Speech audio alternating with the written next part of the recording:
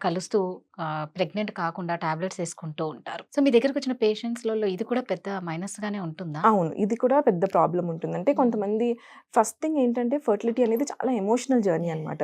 So, ఈజీగా open up అవ్వరు. హ్మ్. అంటే ముందు ఇట్లా వాడాను, హ్మ్. అలా ఈజీగా ఓపెన్ అప్ అవ్వరు.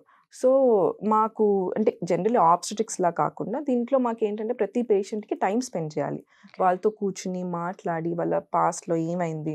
ముందేమైనా ఇలాంటి టాబ్లెట్స్ వాడారా? Hormonal tablets వాడారా?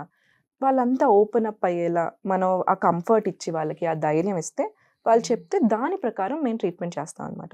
డెఫినెట్‌లీ ఇలాంటి సిట్యుయేషన్స్ కూడా చూసి దాని తర్వాత ఇష్యూ అయిన వాళ్ళని కూడా చూసాం. హ్మ్. కొంతమంది పెళ్ళికి ముందు ప్రెగ్నెంట్ అయ్యి అబార్షన్స్ చేయించుకున్న వాళ్ళు కూడా అవును. ఉంటారు. అవును. దానివల్ల కూడా నెక్స్ట్ ప్రెగ్నెన్సీలో ఎఫెక్ట్ ఉండొచ్చు.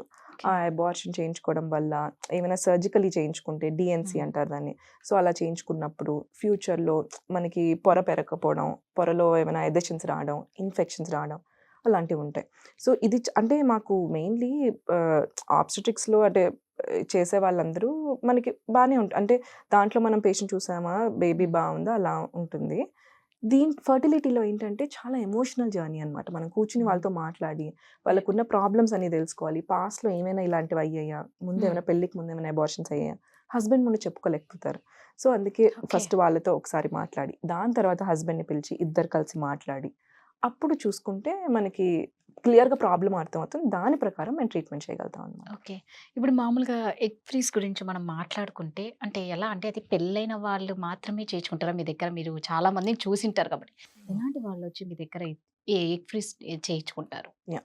సో, రీసెంట్‌గా ఈ ఎగ్ ఫ్రీజింగ్ అనేది చాలా ఫేమస్ అవుతుందండి. ఇదొక హ్మ్. Novel technology actually. చాలా మందికి పెళ్లి కాని వాళ్ళకి, పెళ్లైన వాళ్ళకి కూడా ఇదొక వరంలానే. సో, నాకు రీసెంట్‌గా ఒక పేషెంట్ వచ్చింది. పాపం తనకి 23 ఇయర్స్ క్యాన్సర్ డయాగ్నోస్ అయింది. చాలా అన్‌ఫార్చునేట్‌గా. సో, తను ఇప్పుడు క్యాన్సర్ కీమోథెరపీ తీసుకునేటప్పుడు ఆ డ్రగ్స్ వల్ల మనకి ఎగ్స్ అనేవి తక్కువైపోయే ఛాన్సెస్ ఓకే. ఉంటాయి. బట్ తను చాలా ఎడ్యుకేటెడ్. తను ఇవన్నీ తెలుసుకుంది కాబట్టి she wanted to freeze her eggs అనమాట. హ్మ్. కానీ పాపం ఫ్యామిలీ వాళ్ళు ప్రెషర్. అదేంటి నీకు పెళ్లి కూడా కాలేదు. సో, ఎగ్స్ ఫ్రీజ్ చేయాలంటే మేము వెజైనల్ రూట్ నుంచే తీయాలి. హ్మ్. సో, అలా ఎలా చేయించుకుంటావు? ఆయన నెక్స్ట్ పెళ్లి అవ్వాలంటే వచ్చే అబ్బాయి ఇవన్నిటికి ఒప్పుకుంటాడా? హ్మ్. అలా అని పాపం చాలా, చాలా డైలమాలో ఉండింది. సో, కూర్చొని కౌన్సిల్ చేసాం. ఫ్యామిలీని కౌన్సిల్ చేసాం. తనని కౌన్సిల్ చేసాం. ఇప్పుడు ఫ్యూచర్‌లో ఎగ్స్ అన్నీ అయిపోయి పిల్లలు పుట్టరు అనే దానికన్నా, మనం ఎగ్స్ ఫ్రీజ్ చేసుకొని ఫ్యూచర్‌లో ఈ ఎగ్స్ వాడుకోవడం ఇది యాక్చువల్లీ ఒక recent technology and this is actually a boon to hmm. Many people. So, ఇది వాడుకోవడం మంచిది అని చెప్తే అప్పుడు వాళ్ళు కన్విన్స్ అయ్యి చేసుకున్నారు. ఇప్పుడు తనకు ఇంకొక లైఫ్ వచ్చినట్టే గదా! కరెక్ట్. పాపం తనేమో నాకిప్పుడు నేను బతికినా ఏం లాభం? హ్మ్. నాకు పిల్లలు లేకపోతే నేను బతికినా ఏం లాభం? అనే ట్రూ. స్టేజ్‌కొచ్చేసింది. సో, తను ఫైట్ చేసి ఎగ్స్ ఫ్రీజ్ చేసుకుంది. ఇది ఇంకొక అంటే ఇంకొక పెళ్లి కాని అమ్మాయి ఆ! చేసుకున్నది. హ్మ్. ఇలాంటి థింకింగ్ చాలా మందిలో అంటే చూసాను. డివోర్స్ అయిన వాళ్ళు కూడా ఏమన్నా ఉంటుందా ఇది? డివోర్స్ అయిన వాళ్ళు కూడా ఏంటంటే, ఇప్పుడు ఫ్యూచర్‌లో నేను మళ్ళీ ఇంకో పెళ్లి చేసుకుందాం హ్మ్. అనుకుంటే, నా ఎగ్స్ తక్కువైపోతాయి. ఇప్పుడు మనకి 35 ఇయర్స్ అయిన తర్వాత 35 ఇయర్స్ దాటుతుందంటే, మన ఎగ్ నంబర్ అనేది తక్కువైపోతుందనమాట. సో, అది తక్కువ అయిపోతుందా? అప్పుడు నాకసలు పిల్లలుండే ఛాన్సే ఉండదా? హ్మ్. అని ఆలోచించిన వాళ్ళు కూడా ఇలా ఎగ్ ఫ్రీజ్ చేసుకొని ఫ్యూచర్‌లో పెళ్లి చేసుకుంటారు. వేరే పెళ్లి చేసుకున్నప్పుడు ఆ పర్సన్ స్పెర్మ్‌తో కలిపి బేబీ ఫార్మ్ చేసి వీళ్ళకి ట్రాన్స్‌ఫర్ చేయొచ్చనమాట. సో, ఈ ఎగ్ ఫ్రీజింగ్ అనేది రీసెంట్‌గా వచ్చిన very good technology which if needed everybody should use it అనమాట. సో, మీరు చాలా మందిని చూసింటారు.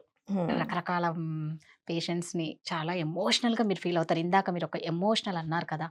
సో, మీకు ఇన్ని ఇయర్స్ ఎక్స్‌పీరియన్స్‌లో నాకు ఒక బాధాకరమైంది అంటే ఏం చెప్తారు?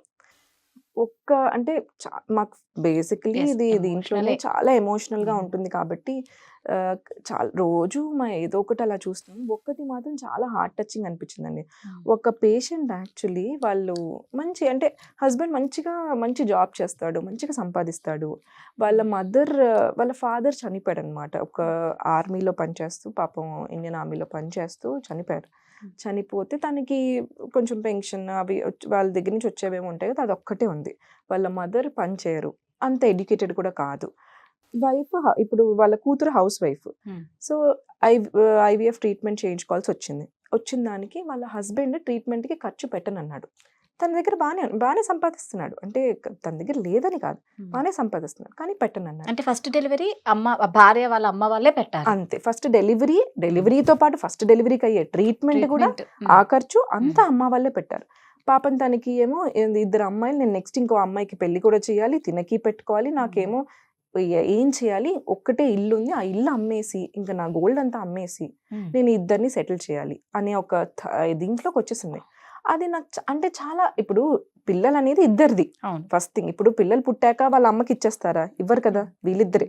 అది కూడా అడిగాను, నువ్వు వాళ్ళ అమ్మనే పెట్టుకోమంటున్నావు, మరి పిల్లలు పుట్టాక వాళ్ళ అమ్మకే ఇచ్చేస్తావా, వాళ్ళ అమ్మే పెంచుకుంటుందంటే అలా ఎలా ఇస్తాను, ఇది నా చైల్డ్ అవుతుంది కదా, అలా ఎలా ఇస్తాను. మరి పిల్లలు మీద అన్నప్పుడు ట్రీట్మెంట్కి అయ్యే ఖర్చు కూడా మీద అవ్వాలి. అసలు ఫస్ట్ డెలివరీకి ఎందుకు అమ్మ వాళ్ళు పెట్టాలి? ఫస్ట్ ఏ డెలివరీకైనా హస్బెండ్ చూసుకోవాలి. మనం పెళ్లి చేసిన తర్వాత ఇద్దరు కలిసి ఎలా దీన్ని చూసుకోవాలో చేసుకోవాలి. అలాంటిది ఫస్ట్ డెలివరీకి అమ్మ పెట్టడం ఏంటి? అది నాకు చాలా రిడిక్యులస్గా అనిపించింది. పాపం ఎంత చెప్పినా ఆయన, నేను పెట్టను, నువ్వు ట్రీట్మెంట్ చేయించకపోతే నేను తను వదిలేస్తాను, నాకు తనకి పిల్లలు లేకపోతే నేను తను వదిలేస్తాను, అంతేకాని నేనైతే ట్రీట్మెంట్కి పెట్టను, ఫస్ట్ డెలివరీ మీరే పెట్టుకోవాలి, వదిలైనా వదిలేస్తాను కానీ ట్రీట్మెంట్కి పెట్టను అంతే. ఇప్పుడు అమ్మాయిలను ఎలా చూస్తున్నారంటే, ఇప్పుడు అంటే మంచి వాళ్ళు ఉన్నారు, అందరూ ఇలా ఉన్నారని కాదు, అమ్మాయిలను ఎలా చూస్తున్నారంటే పిల్లలు పుట్టకపోతే ఇంకా వాళ్ళతో మాకు పని లేదు, ఇంకా వాళ్ళది లైఫ్ లేదు అనేది చూస్తారు. ఎందుకు అలా చూడాలి? ప్రతి అమ్మాయికి ఒక లైఫ్ ఉంటుంది, ప్రతి అమ్మాయి తను ఇది చేసుకుని, అమ్మాయిలు కూడా అది యాక్సెప్ట్ చేసేస్తున్నారు. ఇప్పుడు నాకు పిల్లలు పుట్టలేదా అంటే నేనే ఒక బ్యాడ్ లక్ని, నా వల్ల పాపం ఆయన కూడా సఫర్ అయిపోతున్నాడు, నా వల్ల ఆయన కూడా మాటలు పడిపోతున్నాడు. ఎందుకు? ఇప్పుడు ఎవరికి ఉందో ప్రాబ్లం తెలియదు, పోనీ ఉంది ప్రాబ్లం ఏదో ఉంది, అయినా పిల్లలు అనేది నీకు మీ హస్బెండ్కి, అసలు ఎందుకు వదిలేయాలి? పిల్లలు పుట్టకపోతే ఎలా బయటికి వెళ్ళాలి, ఎలా మనం ఈ ప్రాబ్లం నుంచి ఎలా బయటికి రావాలో ఇద్దరు హస్బెండ్ వైఫ్ కూర్చుని మాట్లాడుకొని సొల్యూషన్ చూసుకోవాలి. వాళ్ళ మదర్ని ప్రెషర్ పెట్టడం ఎందుకు, మీరు పెట్టాలి అని. అసలు చాలా బాధేసింది. తనైతే ఇంకా చూసి మేము మొత్తం అంటే చాలా, ఇంకా తన్ని చూసి ఇంకా మేము తన్ని చాలా తక్కువలో ట్రీట్మెంట్ చేసి పాపం తన్ని ఇచ్చేసాం. కానీ నాకు అది చాలా బాధ అనిపించింది. అది ఎందుకు హస్బెండ్ అర్థం చేసుకోడు? నా పిల్లలు ఇద్దరు అయినప్పుడు ఖర్చు అంతా ఒక్కరిదే, ఎందుకు వాళ్ళ అమ్మదే ఎందుకు అవుతుంది?